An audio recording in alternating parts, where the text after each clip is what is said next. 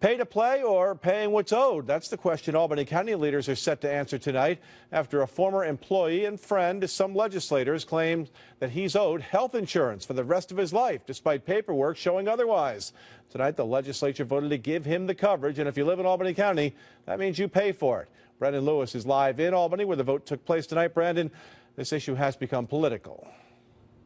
Yeah, that's right, Greg. Republicans saying tonight that John Quackenbush is eligible for the retirement coverage because Democrats say that he's eligible for this coverage because he started after this pay date, but Republicans say their documentation shows otherwise. Tonight, Democrats had the majority and voted to give him this health care coverage. And if you live in Albany County, that means you could end up paying the coverage that will cost thousands. The Albany County Legislature narrowly overrode a veto to extend health insurance to former employee John Quackenbush. More than 15 years ago, he was hired by the county and the Department of General Services, first as a consultant, then as an employee. When he changed jobs is up for debate. Mr. Quackenbush was not employed, and we have FOIL to justify that he did not become a county employee until January 21st of the year 2000. So he is far cut off and removed from the time of the law, and he is not eligible for those benefits and shouldn't receive them.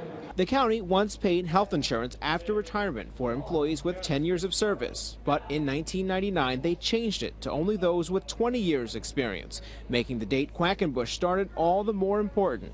I don't know what you need to convince these people that the man put in his time on that job. So then why would there be that discrepancy with the paperwork that says he started January 28th of 2000? That discrepancy could happen anywhere. That could happen anywhere. It could happen with me as a member of the legislature. I don't sign the payroll book, and I'm not in a payroll book, but I served 4 years sitting in that seat. The legislature voted 25-12 to extend Quackenbush the benefits.